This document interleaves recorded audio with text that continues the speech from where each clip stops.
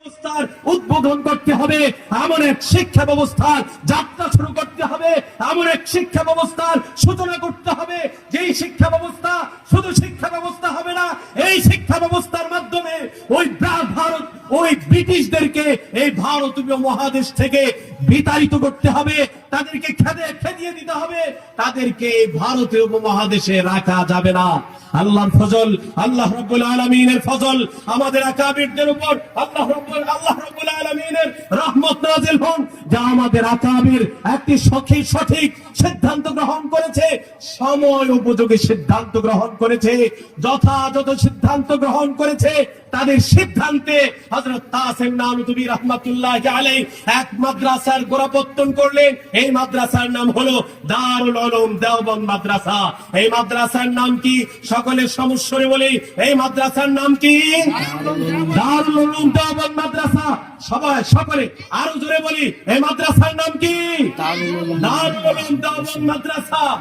কোন শহরে নয়, কোন রাজধানীতে নয়, সাহারনপুরের ছোট্ট এক পল্লীতে দারুল উলুম দেওবন্দ মাদ্রাসার সূচনা হয়েছে।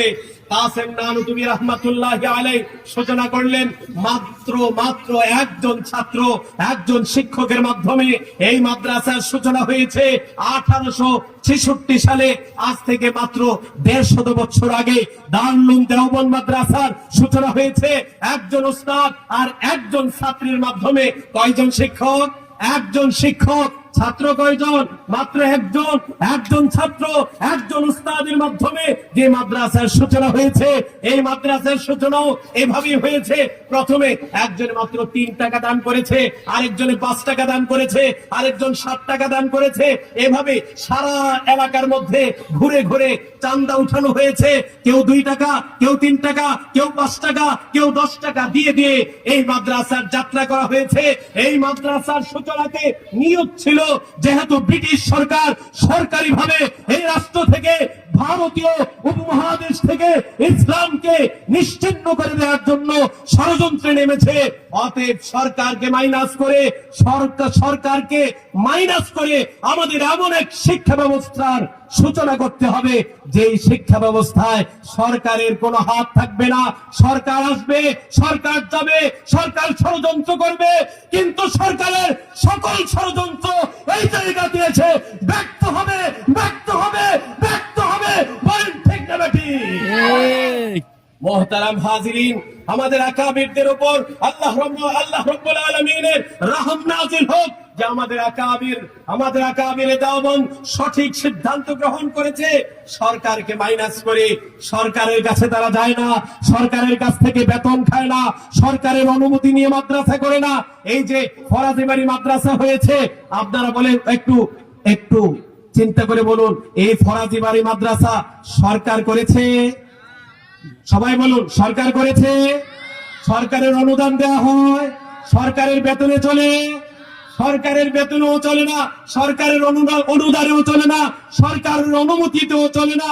আল্লাহ রাব্বুল আলামিনের ফজল, জালিম থেকে জালিম আসে, ফেসিবাদের পর ফেসিবাদ আসে, কিন্তু মাদারিসে কওমিয়া, এই মাদারিসে কওমিয়ার মাধ্যমে আল্লাহ রাব্বুল আলামিন এই উপমহাদেশে ইসলামকে আবারও বিজয় দান করছে। এই উপমহাদেশে আফগানিস্তানে আল্লাহ রাব্বুল আলামিন ইসলামের বিজয় দান করেছে। কাদের মাধ্যমে? দারুল উলুম দেওবন্দের সন্তানদের মাধ্যমে। চিল্লায়ে বলেন ঠিক না বেঠিক? মুহতারাম হাজিরিন, এই বাংলাদেশ থেকেও এতদিনে ইসলাম বিতাড়িত হয়ে যেত।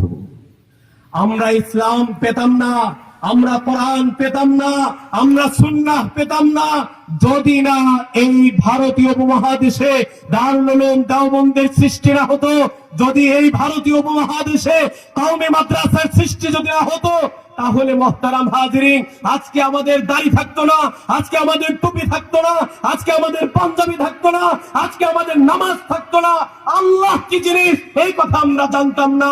আল্লাহ আছে এই কথা জানি। কেন জানি? মাদারিসে কওমিয়ার বরকতে, আকাবির দেওবন্দের বরকতে, মাদারিসে কওমিয়ার বরকতে। বলেন ঠিক না বেঠিক?